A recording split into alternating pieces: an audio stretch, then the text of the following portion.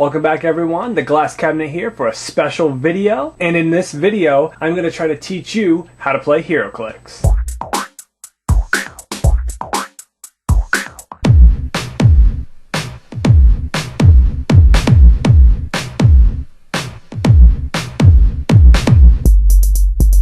So as you know, I did pick up the starter set. And with this starter set, these are the 7 figures, and you get 2 dice, the 7 different character cards for each one of the figures. You get a map, and you get these special cards here with the barrier, smoke, and some special power. And then we have heavy objects and light objects. So if you pick up the starter set, you pretty much have everything you're going to need to get started in Heroclix. And this video is for anyone that wants to learn how to play Heroclix and they have the starter set, because these are the figures I will be using. Or if you have your own figures and you want to learn how to play, you can follow along just using different characters, and hopefully you'll get the gist of it and you can figure out the game. I want to say this game is complicated, but it's really not. If we take it step by step, hopefully you'll be able to catch on, and then you can quickly play friendly games with your friends. If you get the starter set, it'll come with this powers and ability card, and this goes over all the different powers and their effects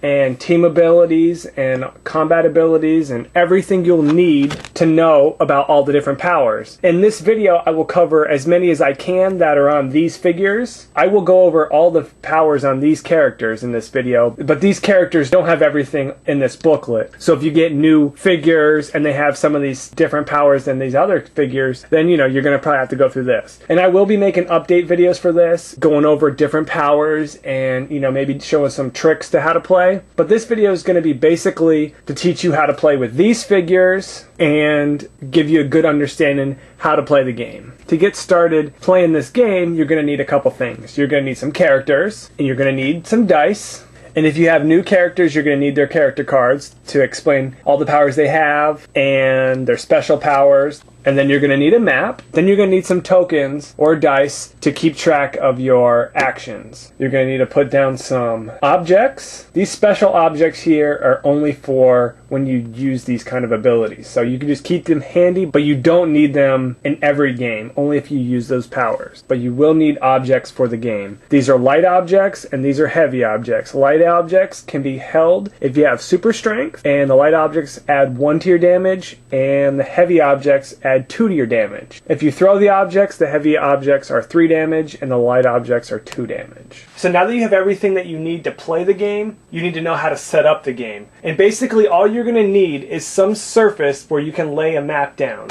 And here this lays perfectly. You're going to need enough room on the sides of the map so you can lay down your character cards and some tokens. So now that you have the map set up, you need to make a team. And for this video, we're going to make 2 300-point teams using the figures from the starter set, which means each player can make a 300-point team using these figures, or if you have your own figures, make 300 points. So now I'm going to show you how to build a 300-point team. Very easy. I'm not going to do anything special here. I'm not going to look at the dials and see which figures work the best. We're just going to go strictly off the points. Alright, so let's see. We'll start off with Wonder Woman. She is 215 points. You can see that number right there. So to make 300 points, you need an 85-point figure. And I believe these are the only 2 that are 85 in this set. So let's just put the 2 females together. This will be one team of 300 points. And then let's make another team. 65 plus 85 is 150, and then we have another 150 here. So that's 300 there, and we will not be using the Flash or Lex Luthor in this video. So now that we have 2 teams, here's a 300-point team, and then there's a 300-point team. These are just examples of 300-point teams, but these are what we'll use for this video to show you how to play the game. So this can be player 1,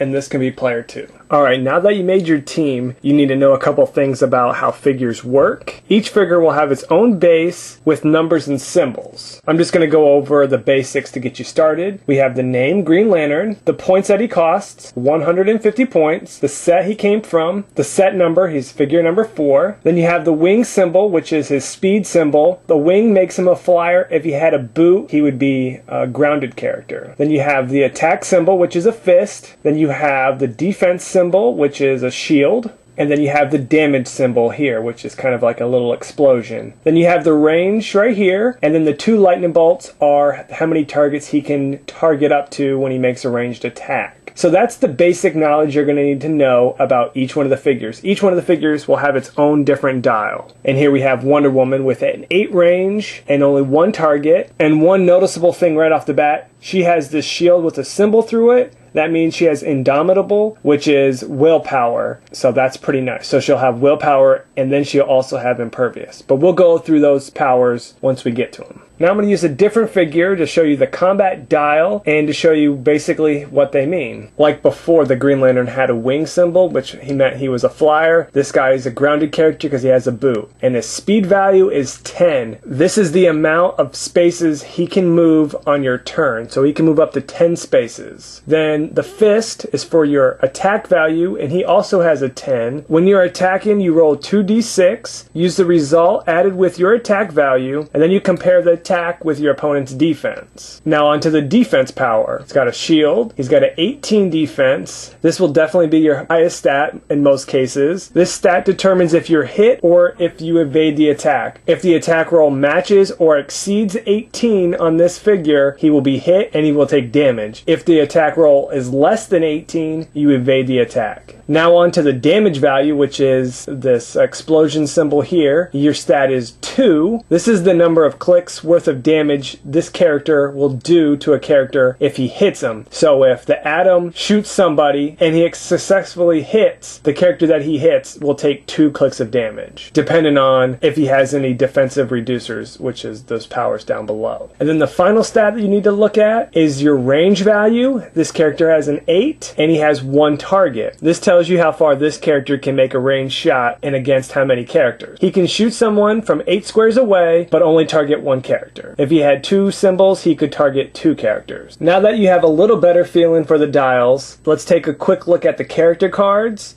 This will give you great information on the character and his powers. So let's take a look at Scarecrow's. The red behind him means that he's a veteran figure, which basically doesn't really mean too much nowadays. And then below his name is his keyword, a Sinestro Corpse, but for core. And some of the powers, he has Run and Shot. Then he has a special power here, Yellow Fear. Scarecrow can use Penetrate and Psychic Blast. All damage dealt by Scarecrow generates knockback equal to the damage taken. Then he has Poison, Energy Shield Deflection, Super Senses, Perplex. Then his point value is 85 points, and he's from DC Heroclix. And let's take a look at the back of the card. And then his final power is Exploit Weakness. He's number 3 in the set. And then down below it shows some character information like real name, significant appearance, and background on the character. Alright, so now that we went over the character dials a little bit and we checked out their character cards, let's get started so we can get a better understanding how everything works together. One thing I need to tell you before we get started, when playing Heroclix, you can make a theme team or a non-theme team. Theme teams are based solely on keywords, just like the Scarecrow had Sinestro Corpse. These characters all have different keywords. Both teams are not keywords. The benefit for keyworded teams, you get team probs, which can help you re-roll a dice roll. But for this video, we're not going to touch that. That's for more advanced players. For right now, let's just learn how to play the game, and then once you get better at it, then you can worry about the theme teams. For right now, though, when you're playing your friends, just the basic characters and the basic rules are going to be the best for you to get started. Now that you're both sitting around the map and excited to lay destruction to your opponent, you will need to find out who will go first and where your starting position is. To determine this, each player rolls 2d6 and the higher roll wins. They choose the map and they go first in the match. Then the loser of the roll then gets to decide which starting zone that they want to start in first. Then the other player will choose the opposite starting area. Each starting position is labeled in a purple box. This is one starting area, and then across the map is the other starting area. Then the winner of the roll tends to pick the map, but since we're playing on this map, that won't matter. Basically, the winner of the roll will get to go first and choose a map, but we're already picking this map. So I'm going to do a dice roll for each one of the teams, and it will determine who goes first. So team 1's here, that is a 6, and team 2 rolls an 8. So team 2 will go first. So team 1 will get to pick the starting zone. We'll start on this side over here, and team 2 will start on that side.